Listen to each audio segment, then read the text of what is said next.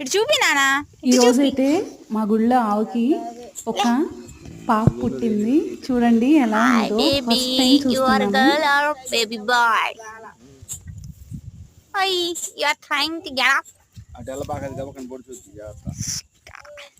High Sweety. ఓ దానికి కోపం వస్తుంది.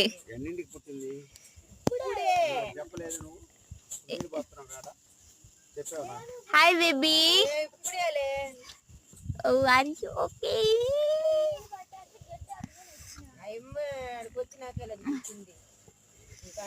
Hi hi hi. ఓ వదిలిస్తున్నావు నువ్వు, నీకు ఇరిటేటింగ్ గా ఉంది. కాలు తీలేకపోతుంది బురదలోంచి.